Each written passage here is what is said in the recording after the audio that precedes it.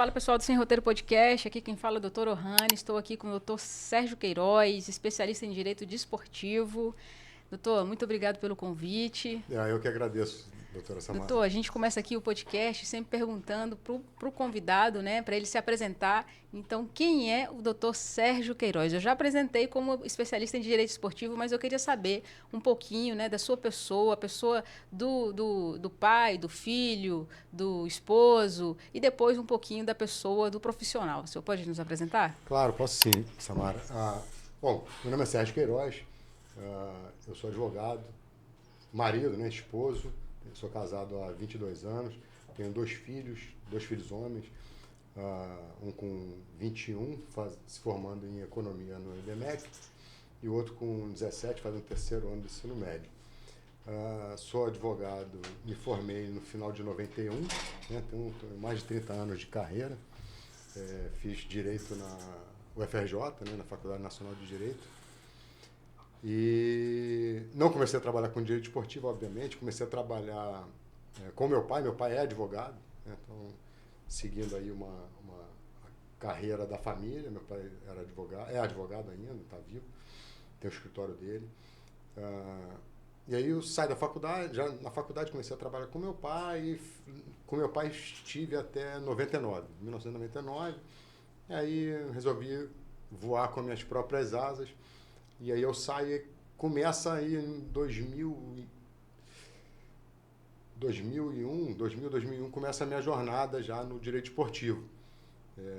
Eu fico amigo, fiquei amigo do Reinaldo Pita e do Alexandre Martins, dois dos maiores empresários que esse país já teve, né? Foram empresários do Ronaldo Fenômeno. O Reinaldo continua meu amigo e cliente até hoje.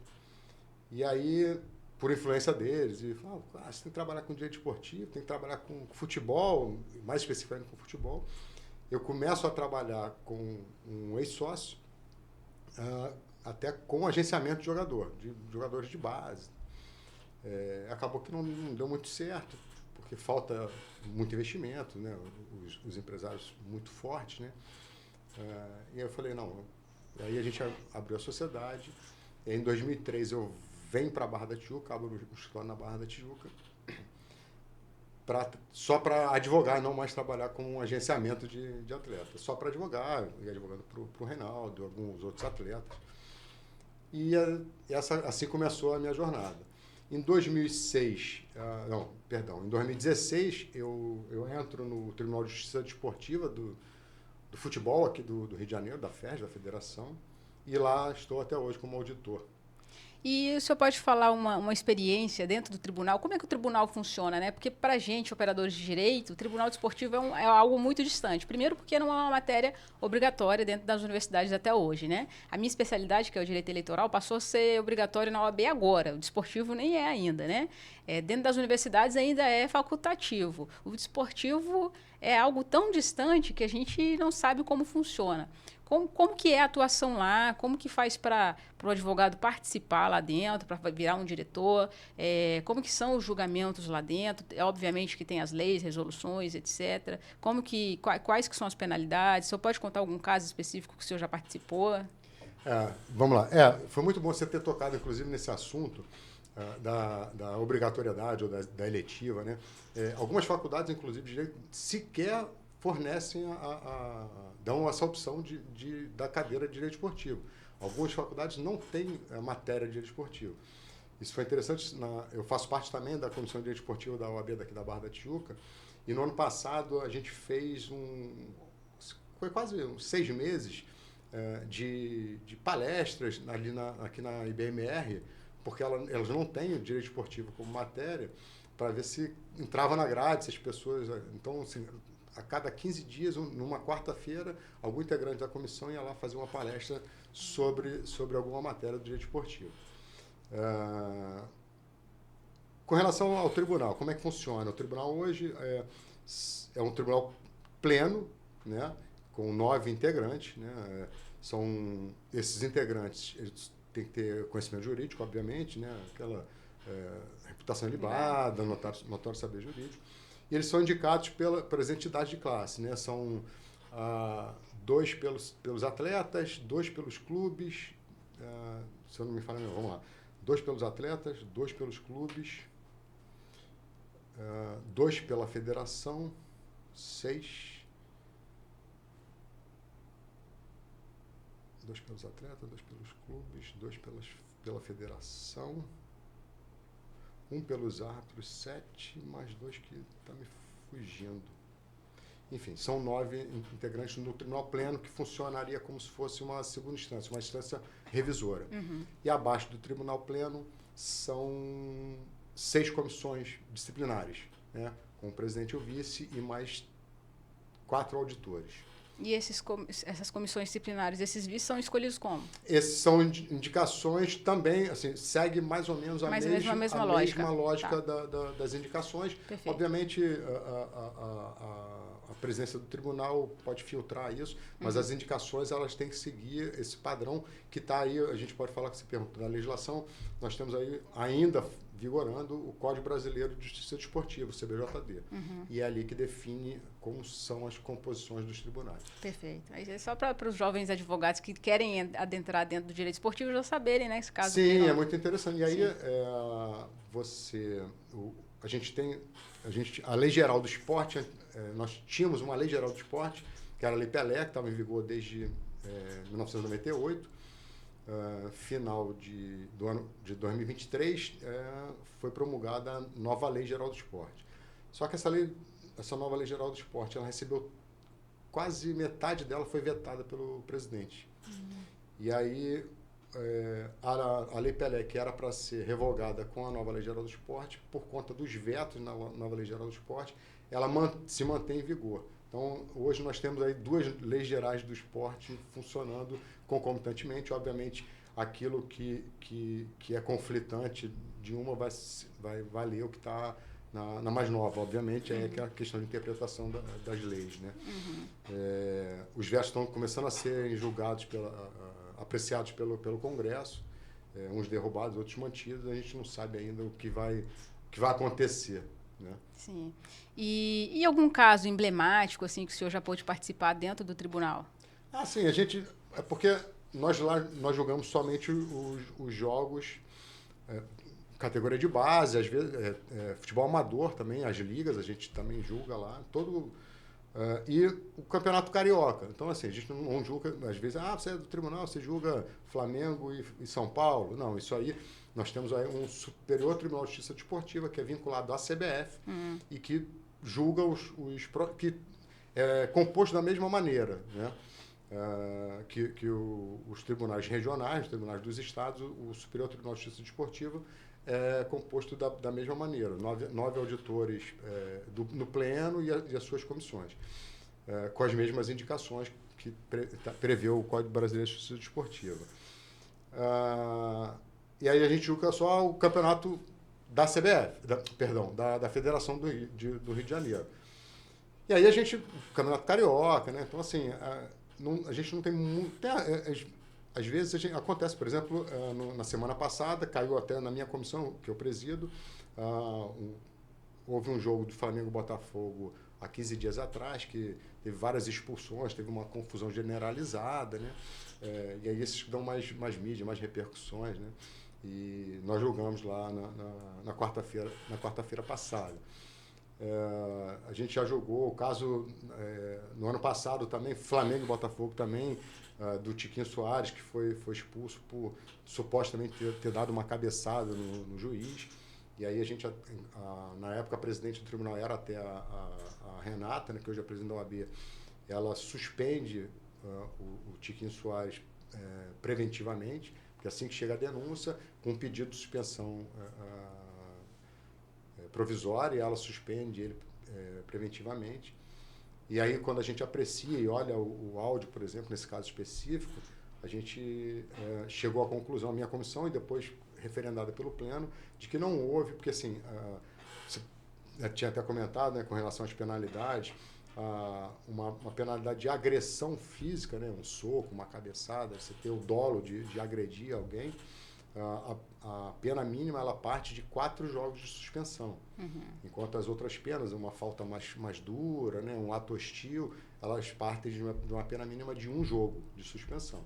Então, você vê que tem uma pena muito mais gravosa, obviamente, para a lisura do espetáculo, para a beleza do espetáculo. Né? Você não pode admitir a agressão física num companheiro de profissão. E Né? hoje, pelo que eu percebo ali, os times respondem não só pelos atos que eles cometem dentro do campo, né, como pelas palavras proferidas pelos jogadores, né, pelo técnico, etc., pelas ações dos próprios jogadores e técnico, como também pela torcida, né? Às vezes a torcida ali se atua de forma muito agressiva, a torcida fica proibida de ir no estádio, e obviamente aquilo prejudica o time, porque a força, né, aqueles gritos da torcida ajuda, motiva a torcida. Então, vocês também julgam essa parte da torcida entrar, não entrar? Sim, também, isso também está previsto no CBJD, invasão de praça de campo, arremesso de objetos, né?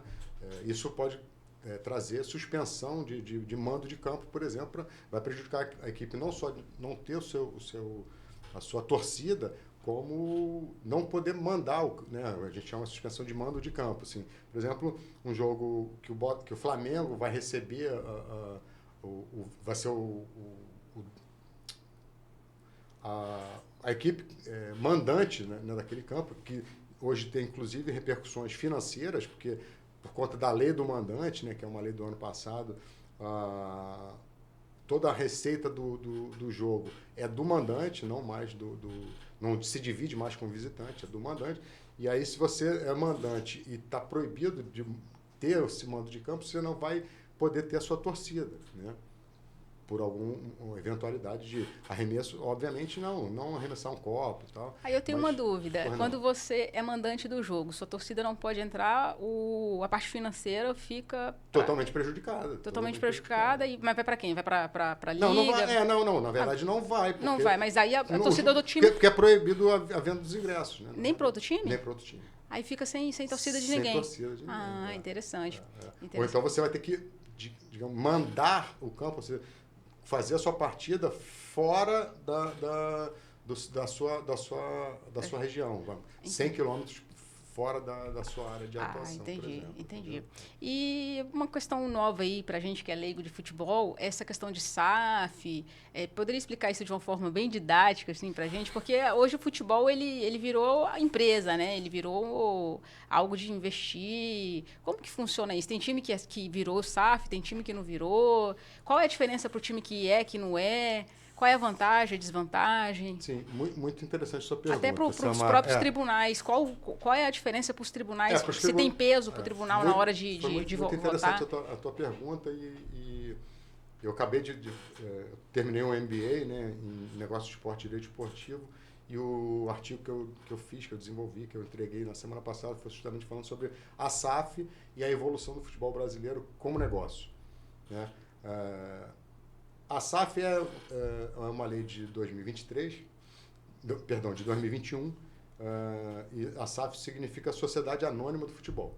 Né? Então, assim, se levou para o futebol, você criar no futebol as grandes vantagens e também obrigações da lei das SA, da Sociedade Anônima. Então, você precisa ter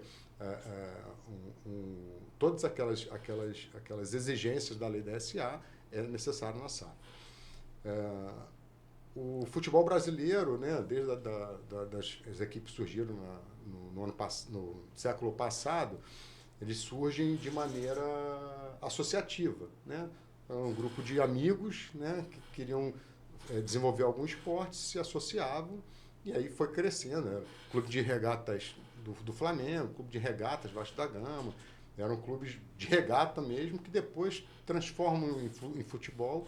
E aí o futebol cresce, vira paixão nacional e começa a movimentar milhões, como a gente sabe hoje em dia. Esse modelo associativo, pela maneira que não comporta os altos investimentos, porque não dá segurança jurídica para o investidor. Uhum. Eu sou um defensor e um entusiasta da lei da SAF, né? E eu acho que ela, obviamente, só a lei não vai resolver, porque a gente sabe que tem muitas empresas que falem, podem quebrar. Né?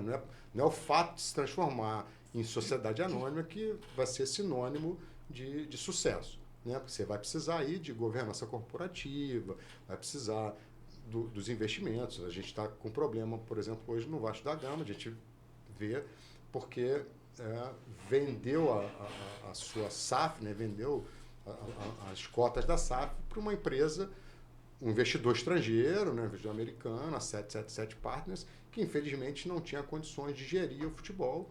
E aí o Vasco hoje está brigando para retomar isso e revender a sua SAF.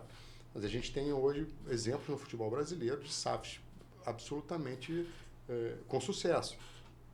A SAF do Cruzeiro, que foi uma das primeiras também, foi vendida para o Ronaldo Fenômeno, que usou o nome dele e investidores. Ele pagou na época 400 milhões e ele revendeu no ano passado por 600 milhões. Né? E o Cruzeiro, que vinha antes do Ronaldo entrar, antes do Ronaldo comprar, a gente virar SAF, vinha há 2 anos na segunda divisão do Campeonato Brasileiro. Né? Hoje, não é o que o torcedor é muito imediatista. Obviamente, o Cruzeiro ainda não virou ou não voltou a disputar o Campeonato Brasileiro nas primeiras posições. Mas só o fato de estar há 2 anos, né, os 2 anos anteriores na segunda divisão e conseguir recuperar, e agora com os novos investimentos do Pedro, que é quem comprou a nova SAF, está com um time grande, não teve sucesso a gente, no final de semana aí no Campeonato Mineiro, mas a gente tem esperança de que vai fazer um bom Campeonato Brasileiro. A gente tem o exemplo do Botafogo, né, que quando a SAF entra, a ideia, né, a projeção deles era de começar a disputar os campeonatos, as primeiras colocações, a partir do 5º ano da SAF. Né? Porque primeiro você tem que organizar a casa, né? Pagar as dívidas, ou equacionar essas dívidas, não necessariamente pagar. O Botafogo entrou com pedido de recuperação judicial, que já foi aceito, né? Então as dívidas estão sendo pagas dentro de uma RJ e sobra dinheiro para o investidor poder. E aí sim, depois da casa arrumada, as dívidas equacionadas, ele começar a investir no futebol. Né? Porque o investidor ele vai querer lucro, óbvio. Mas como é que esse lucro vai vir? Esse lucro só vai vir com desempenho desportivo satisfatório. Né? Porque você vende mais camisas, você vende mais direitos de transmissão, né? Você tem mais patrocinadores interessados, porque você está numa grande equipe disputando as primeiras posições. E aí o Botafogo até surpreende, que, como eu falei, ele pensava em começar a disputar as primeiras posições a partir do 5º ano da SAF, e já em 2000, com 1 ano e pouco da SAF, ele liderou o Campeonato Brasileiro em 2023 por mais da metade do campeonato, né? Por questões desportivas acabou não conseguindo ganhar, mas ano passado fez uma campanha excepcional, que foi campeão brasileiro, campeão da Copa Libertadores da América, né? Assim, com 2 anos de SAF, 2 anos e meio, porque a SAF do Botafogo, se não me falha a memória, é de 2021. Logo depois da promulgação da lei, entendeu? E aproveitando essa onda de SAF, que é algo novo, eu vou para um tema um pouco mais polêmico, né? Que é a parte das bets esportivas, que já está legalizada, né? Quem tem as bets legalizadas e tem as não legalizadas, mas que há uma polêmica muito cruel em cima delas, que dizem que tem aí a manipulação, né, dos jogos, etc. O que o tribunal ou o senhor, como advogado, encontra dentro dessas fake news ou não? Na verdade, a gente até julga também a questão de manipulação de resultado lá no tribunal. E temos uma dificuldade muito grande, porque os jogos da FERJ, os jogos da Federação daqui do Rio, eles são monitorados pela Sport Radar, que é uma das grandes do mundo, né, que monitora partidas do mundo inteiro. E eu já tive a oportunidade de julgar alguns casos de manipulação de resultado. Você pega o relatório da Sport Radar, ou de qualquer uma outra empresa que faça esse tipo de coisa, você pega o relatório e ela te aponta lá 99% de chance dessa partida ter sido manipulada, desse resultado ter sido manipulado. Porque ela analisa as questões da partida e o índice de aposta, né? Aquela coisa assim, apostou que no primeiro tempo seria 2-0. Relativamente normal, mas de repente esse tipo de aposta que tem uma curva um pouco ascendente, numa partida que eles reputam ter sido manipulada, essa curva vai muito lá em cima. Então, eles por essas análises eles conseguem definir esse tipo de coisa. Assim, eu vejo as questões... Existe, como você falou, muita fake news, né, cara? As bets, as casas de aposta, quando há manipulação de resultado, elas são as que mais perdem. Sim. Né? Para ela não interessa um jogo manipulado, muito pelo contrário. Né? O cara que está manipulando, se o jogo está sendo manipulado, ela está sendo roubada. Uhum. Né? Então, assim, o interesse das bets, o maior interesse delas, obviamente, é de que o jogo seja limpo, né? Sem nenhuma manipulação, sem nenhuma compra de resultado, sem nenhuma vantagem financeira para determinado jogador para fazer um pênalti ou tomar um gol, enfim, para esse tipo de situação. E aí a dificuldade que a gente está tendo no tribunal é assim, a gente recebe um relatório, sabe que aquela partida tem indícios fortes de manipulação. Mas nós, como um tribunal administrativo, obviamente, a gente não é um tribunal penal, isso cabe ao Ministério Público, isso tem acontecido, a gente conseguir chegar à autoria da manipulação. Tudo bem, eu sei que essa partida foi manipulada, mas quem se beneficiou? Eu vou punir quem? Né? Diferente de alguns casos específicos que você sabe, não, foi o fulano de tal, ou até quando ele entrega, teve casos lá acho que em Goiás ou no Mato Grosso, que o jogador falou, não, fulano de tal me procurou para eu vender o resultado e tal. Aí tudo bem, aí é fácil, né? O cara já se entregou, confessou. Mas fora isso, é muito difícil você chegar à autoria da manipulação. Né? Sim. O que eu... E aí, com relação às bets, a minha preocupação, não é preocupação, né, mas eu demonstro um certo receio, é que hoje mais de 60% dos patrocinadores de Master do Brasil são as bets. E aí eu acredito que esse valor de patrocínio, né, nas camisas, ele está superfaturado. Né? A gente vive numa bolha e em uma hora, quem é que vai conseguir pagar o que as bets pagam? Sim, E entendi. por quanto tempo as bets vão continuar pagando esses valores superfaturados de patrocínio? Perfeito. Eu vou te fazer uma pergunta aqui, que é uma pergunta que eu recebo muito, né? Porque são áreas, as nossas áreas são áreas bem específicas de áreas de atuação.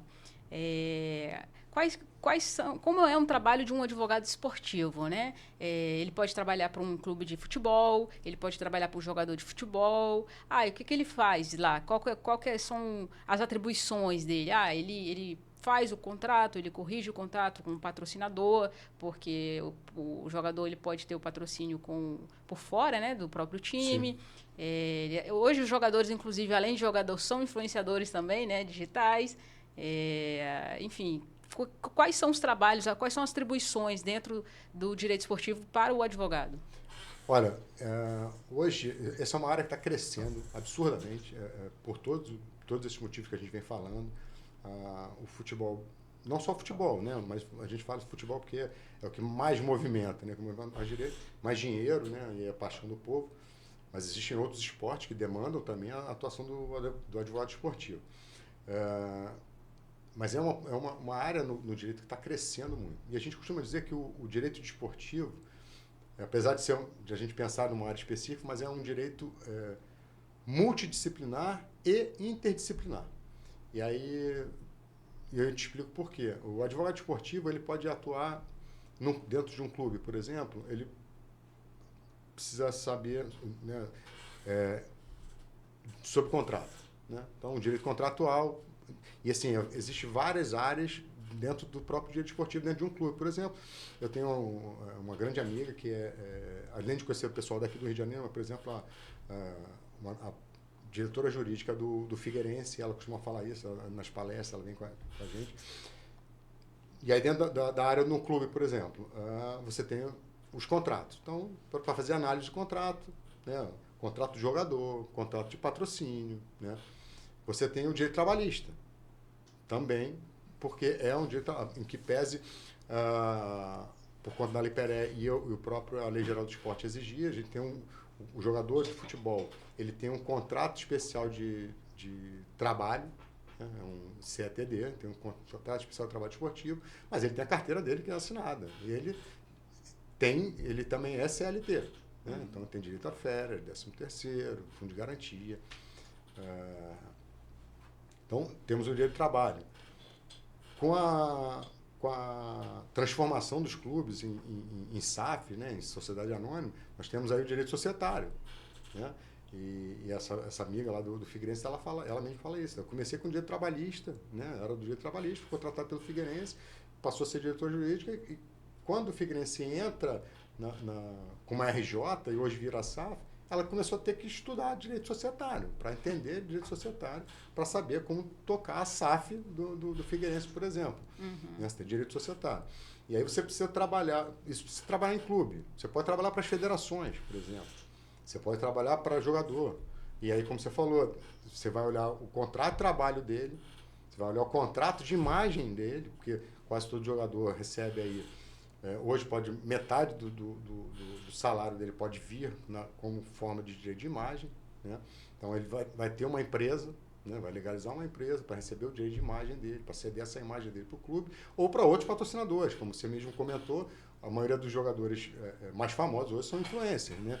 E daí decorre uma série de patrocínios extras, né?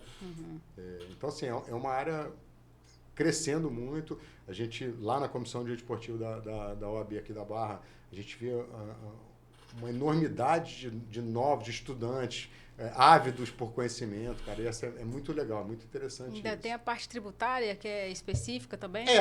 A parte...